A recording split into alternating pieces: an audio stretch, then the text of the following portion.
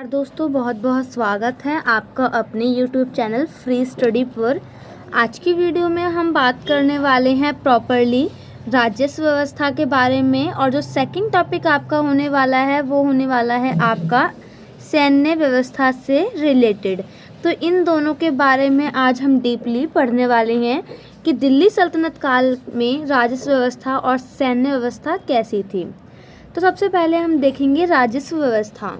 राजस्व व्यवस्था का जो कुछ टॉपिक है, जैसे राजस्व व्यवस्था का आधार, प्रमुख कर के साथ अन्य कर, राजस्व वसूलने की पद्धति, राजस्व से प्राप्त आय का मुख्य प्रयोग, ये टॉपिक जो हैं इस वीडियो में हम डिस्कस करने वाले हैं। तो देखिए यहाँ से हमारी जो है वीडियो स्टार्ट होने वाली है। देखो, दिल्ली सल्तनत के सुल्तान आंतरिक समस्याएं वो समस्याएं थीं जैसे कि मंगोलों से युद्ध करना या आपसी युद्ध, इस टाइप की समस्याओं को आंतरिक समस्याएं कहते थे। तो जो दिल्ली सल्तनत के सुल्तान थे वो आंतरिक समस्याओं में उलझे होने के कारण कोई विशेष प्रावधान नहीं कर पाए। इसीलिए इन्होंने अबू हनीफा बगदाद खलीफा की विचारधारा पर आधारित राजस्व प्रणाली को अपनाया। इसमें कर को दो भागों में बांटा गया। पहला जो है आपका गैर धार्मिक कर, जो कि खराज, खुमस और उस्र। सेकंड है आपका धार्मिक कर। धार्मिक कर के अंदर भी दो कर थे, जजिया और जकात। अब हम वन बाय वन इन पांचों कर के बारे में यहाँ पे डीपली पढ़ेंगे। तो पहला है आपका खराज। खराज के बारे में देखते हैं।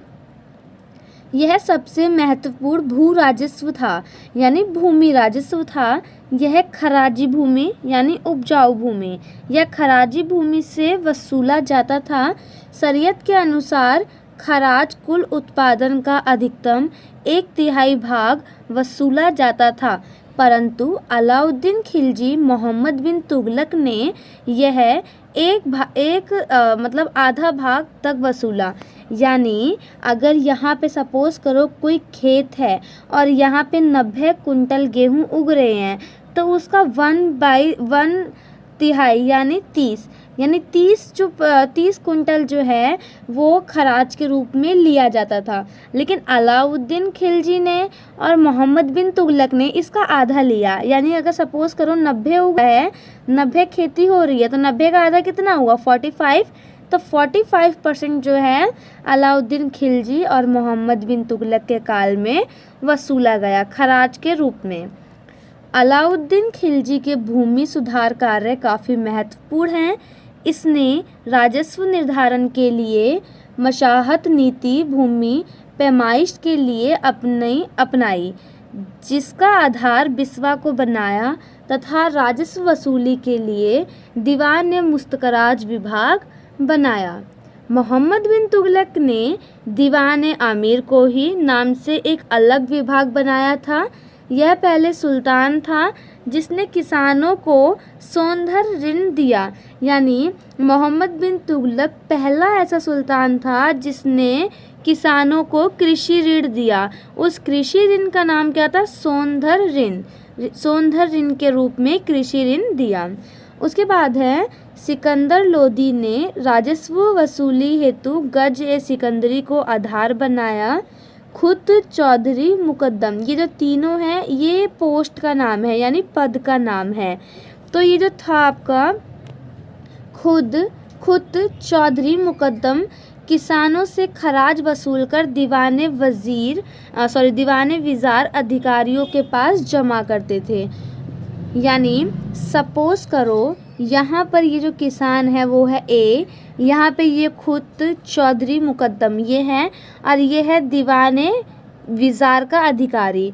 तो ये लोग क्या करते थे? मीडिएटर का काम करते थे, यानी बिचौलिया का। यानी यहाँ से इन्होंने कर लिया, कर लेने के बाद इनको दिया, तो यानी ये बिचौलिया का काम करते थे। कौन? खुद चौधरी और मुकद्दम। भूमि के एक भाग का कर अपने लिए रख लेते थे, जिसे हक एक होती कहा जाता था। इसके अलावा किसानों से कुछ अलग राशि भी लेते थे, जिसे किस्मत एक होती कहा जाता था। उसके बाद अलाउद्दीन खिलजी ने खुद चौधरी मुकद्दम के पदों को समाप्त किया और सीधे अधिकारियों के हाथ कर वसूला। यानी जो ये पोस्ट थी, ये तीनों पोस्ट, इन तीनों पोस्ट को ख़त्म किया और डायरेक्टली जो है कर लेना स्टार्ट कर दिया। जो अधिकारी थे वो डायरेक्टली कर लेते थे, और पहले क्या था, पहले वो डायरेक्ट कर नहीं लेते थे, वो खुद चौधरी और मुकद्दम को बोलते थे, वो जाके कर वसूलते थे और वहाँ पर जाके अधिकारियों को देते थे। उसके बाद अधिकारियों से बकाया वसूलने के लिए दीवान मुस्तकराज विभाग बनाया गया। उसके बाद है खुमस कर के बारे में हम थोड़ा पढ़ लेते हैं। खुमस आपने पहले भी पढ़ा था। खुम्स सैनिकों द्वारा युद्ध में लूटा गया माल जो है वो खुम्स कहलाता था। शरीयत के अनुसार चार जो है, मतलब ऐसे समझो आप इसको, जैसे सपोज करो एक सैनिक है, एक सैनिक ने 20 माल लूटा, यानी मतलब 20 कुंटल गेहूं लूटे या कुछ भी चीज़ लूटा, तो उसका 4/5 यानी यहाँ से कट जाएगा, तो 5 चौक 20, 4 चौक 16, यानी जो इसका 16 है, 16 जो है आपका इनके पास है, सैनिकों के पास रहेगा। 16 जो है वो सैनिकों के पास ही रहेगा, और जो उसका एक जो बच गया, यानी 4 जो आपका बच गया वो राजकोषियों में जमा हो जाएगा, राजकोष में। इसको निकालने का तरीका आप ऐसे निकाल सकते हैं, जैसे मैंने 20 का एग्जाम्पल लिया, तो 1/5 है, आप अगर इसको 20 से डिवाइड करेंगे तो यहाँ पे 4 आ जाएगा, है ना। तो 4 जो है, यानी 20, सपोज करो उसको 20 रोटी मिली, तो 16 रोटी उसके पास रहेगी, और जो 4 रोटी है वो राजकोष में जमा हो जाएगी। तो यह युद्ध में सैनिकों द्वारा लूटा गया माल था। इसे गनीमह भी कहा जाता था, यानी गनीमह के नाम से भी जाना जाता था। थर्ड है आपका उस्र। उस्र जो है यह तुर्की मुसलमानों से वसूला जाने वाला भू राजस्व, यानी भूमि कर था एक टाइप का। यह प्राकृतिक साधनों से सिंचित भूमि पर 10% वसूला जाता था।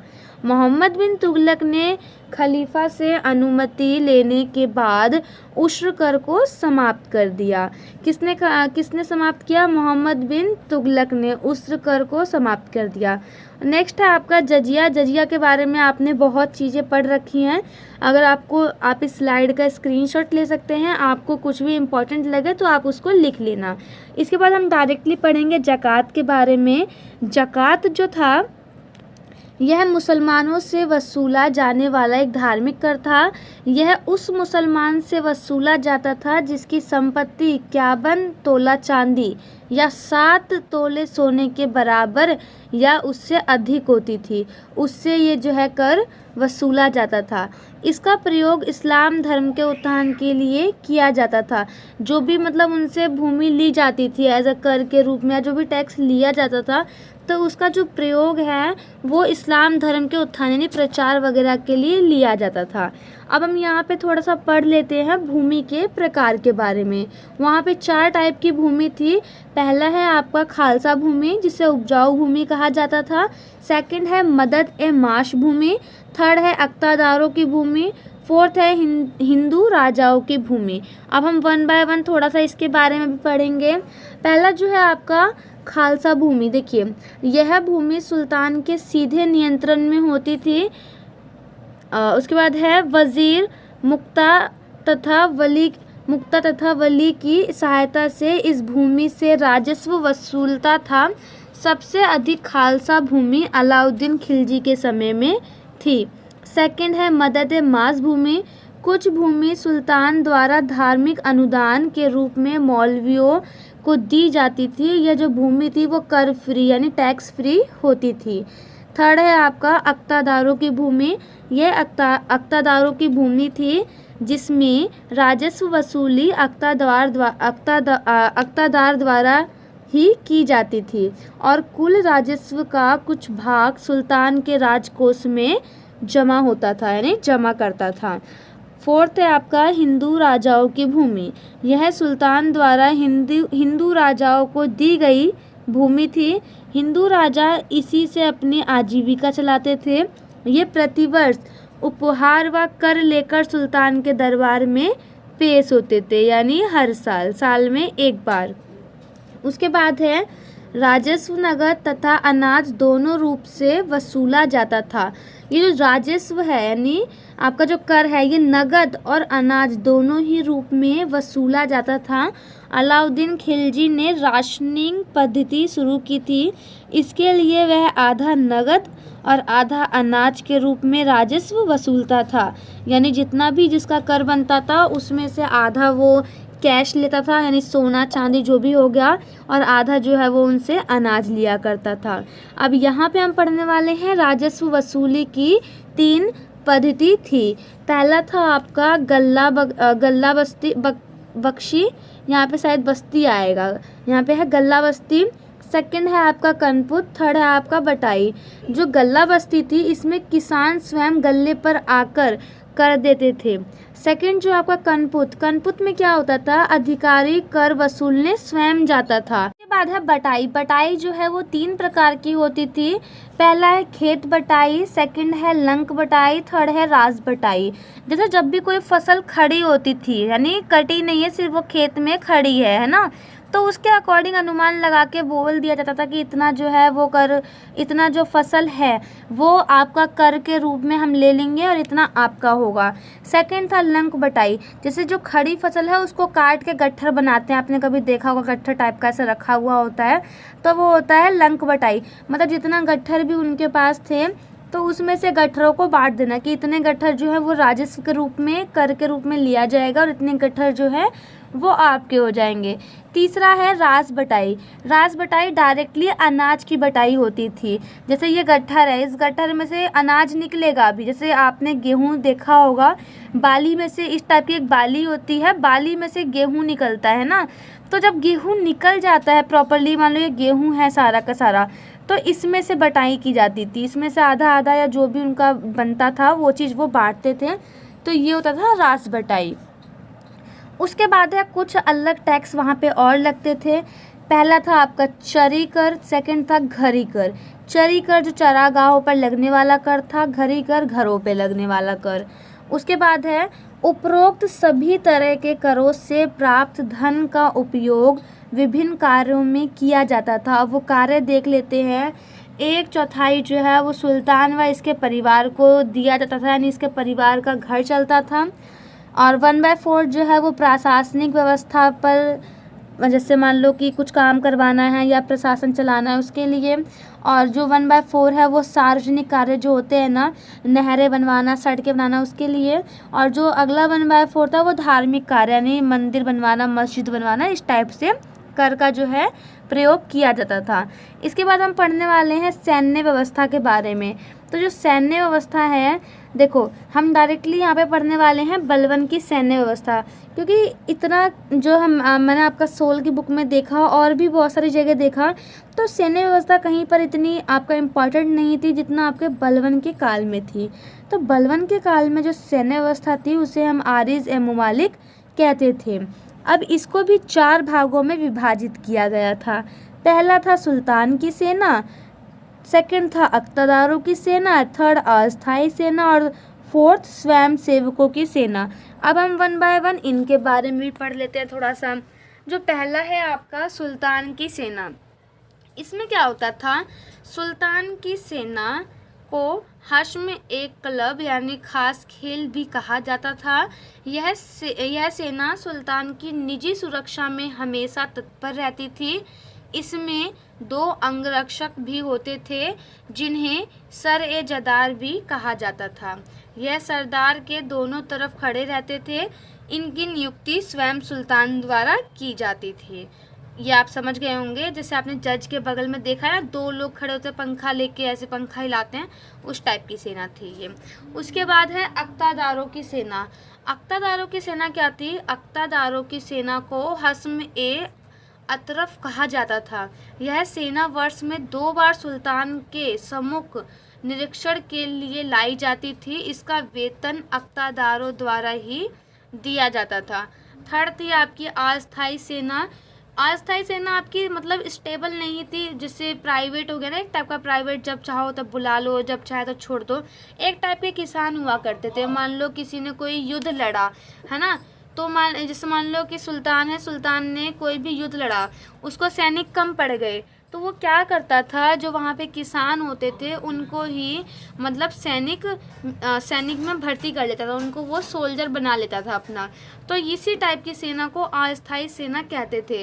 यानी युद्ध के दौरान अस्थायी सैनिकों की भर्ती की जाती थी, जिन्हें केवल युद्ध के दौरान ही वेतन मिलता था। उसके बाद वो अपना जो निजी काम है वो निजी काम कर सकते थे।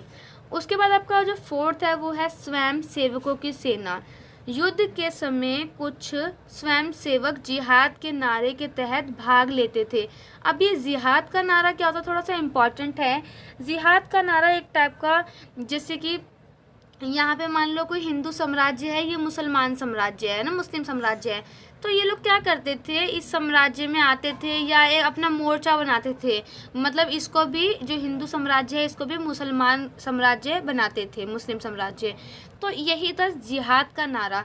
तो कुछ लोग जो है ना, मतलब बिना बुलाए ही इसमें आते थे। जैसे आपने देखा होगा कोई रैली वगैरह जब चलती है, चुनाव वगैरह होते हैं, तो बेसिकली मैं अभी आपको बस एक जस्ट एग्जांपल दे रही हूँ।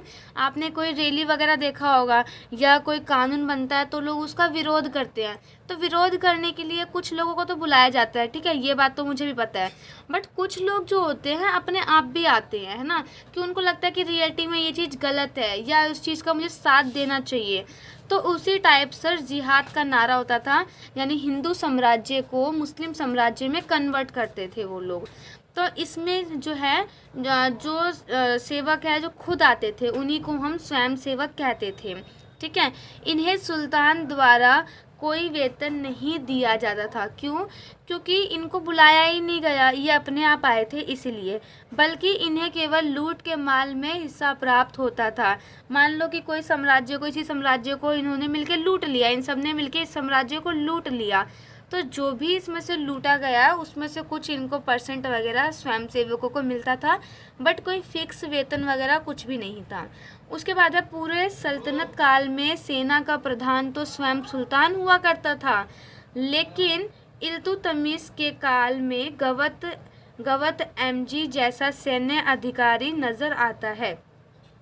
उसके बाद है, अलाउद्दीन खिलजी ने इसे आगे बढ़ाते हुए बड़ी एवं स्थायी सेना का गठन किया, जिसे नगद वेतन देने के लिए उसने दीवान ने रियासत के अधीन एक उन्नत बाजार व्यवस्था विकसित की और वहां पर दाग एवं हुलिया की पद्धति की शुरुआत की। ये आपको दाग और हुलिया पहले से ही पता है, जिन बच्चों को पता है वो मुझे कमेंट करके बताओ कि दाग और जो हुलिया की पद्धति है वो क्या होता था, इसमें बेसिकली होता क्या था।